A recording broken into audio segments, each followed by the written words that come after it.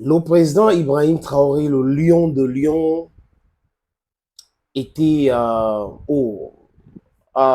fait un discours devant les forces vives de la nation au Burkina Faso hier. Un discours d'à peu près 1 h 40 par là. Et ceux qui étaient présents ont tellement aimé le discours. Il a parlé de son expérience personnelle. Et vraiment, c'était de façon pédagogique. Moi, j'ai aimé. J'ai écouté de bout en bout. Parce que le travail que nous faisons ici, les amis, c'est aussi un travail très important. Et avant de venir commenter ou donner son avis, il faut savoir écouter. Parce que écouter, c'est un art. Si vous n'écoutez pas tout, vous allez vous tromper d'analyse. Donc, Ibrahim Traoré, ça fait très longtemps qu'il est devant, en train de combattre le terrorisme. Et il sait de quoi il parle. Il connaît la souffrance de son peuple. Il connaît la souffrance du peuple de Kako Guman, ou vous voulez bien, de CES, donc la Confédération des États du Sahel. De Tombouctou à Ouagadougou, il connaît. Et aujourd'hui, les amis, ce qui s'est posé la question à savoir, est-ce que ce que nous disons ici tous les jours est fondé ou pas? Les amis, tenez-vous tranquille, c'est fondé. On ne vient pas ici donner des informations pour nuire. On donne les informations pour sauver l'Afrique.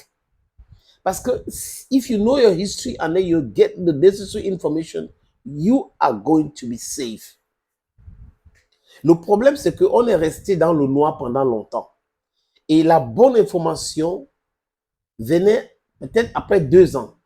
Pourquoi? Parce que l'impérialisme utilisait ces médias pour distiller de la désinformation. Donc, le mensonge répété. Ils font du batching. Prenons le cas de la Côte d'Ivoire. En 2010, il y a eu élection dans ce pays. Laurent Gbagbo dit qu'il a gagné les élections et lui, je le crois. Je ne crois pas Sarkozy, je ne crois pas les Nations Unies, je ne crois pas Alassane Draman Ouattara. C'est un choix. Les gens ont contesté. Thabo Mbeki est venu pour essayer de concilier les deux camps. Gbagbo a dit, il faut qu'on recompte. Ouattara a refusé, Sarkozy a refusé. Allez-y trouver pourquoi ils avaient refusé. Et à cette époque, il y avait un certain Blaise Compaoré qui était présent du Burkina Faso, qui était le soutien d'Alassane Draman Ouattara. Il est où aujourd'hui? L'histoire est têtue. Il dit l'histoire est têtue. Tous les traîtres qui veulent maintenir l'Afrique sous-développée, juste parce que on les a proposé certains billets de banque, les amis vont entrer dans la poubelle de l'histoire. Ibrahim Traoré réaffirme que la transition va durer 5 ans.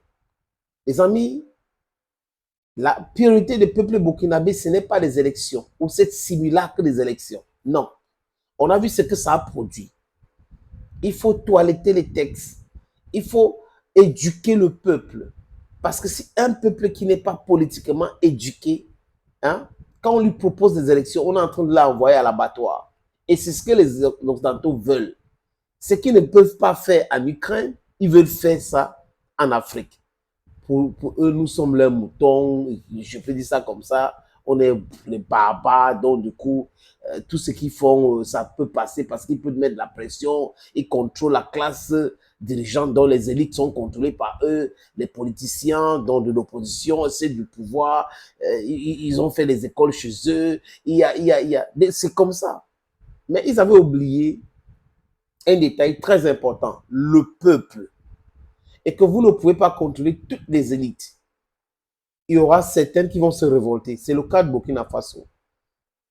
Le lion de Lyon dit quoi, les amis? Qu'il y a un centre créé en Côte d'Ivoire pour déstabiliser le Burkina Faso. Vous voyez qu'ils ne sont pas là uniquement pour le Niger. Non, le Niger, on utilise le Bénin de Patrice Talon.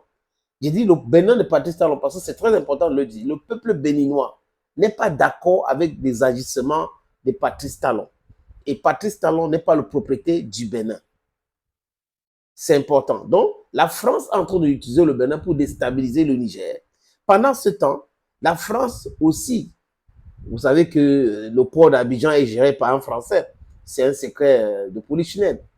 La France aussi, à travers Alassane Draman Ouattara, veut déstabiliser le Burkina Faso et le Mali à travers ce centre que Ibrahim Traoré a dénoncé. Donc Ouattara est utilisé comme Talon est utilisé de l'autre côté.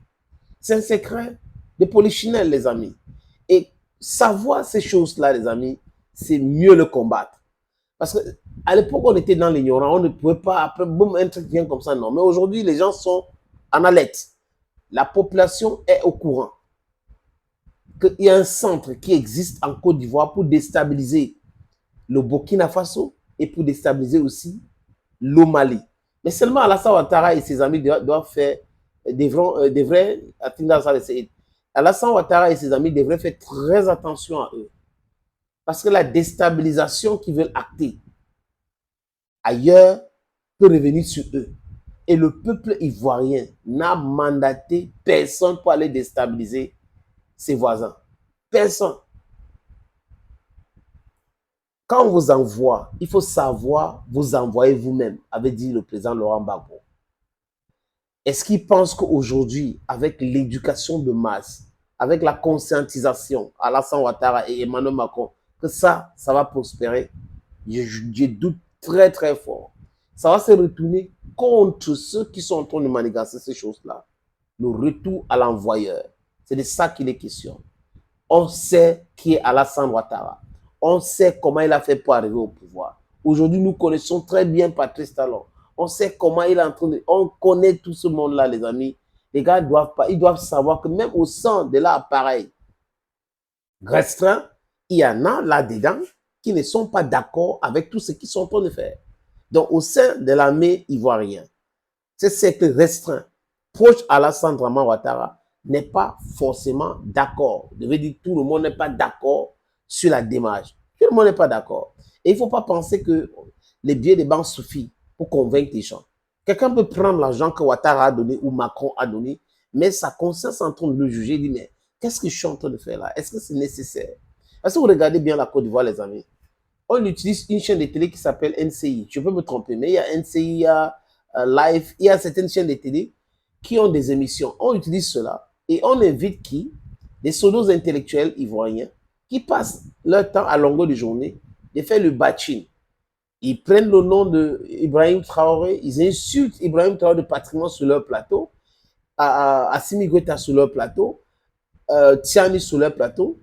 On dirait que les médias là sont les médias français. Parce que si RFI, France 24 sont connus comme des organes de la propagande française, je ne sais pas si NCI et les autres sont considérés comme ça, mais c'est comme si c'est le relais.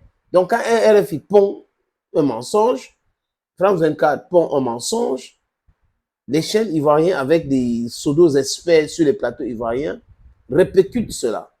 Ça fait honte. Ça ne peut pas prospérer.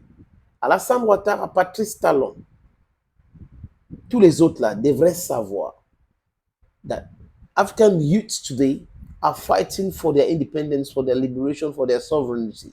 There is no way you will do anything for African youths to turn back from what they are vying for now. We're looking forward to liberate this continent. We want to be free people. If you want to be slaves, just take a flight ticket, buy a flight ticket, go and stay in France, go and stay in the United States. Simple. Go and stay there and allow us alone. Thank you, friends. Thank you again, and bye-bye.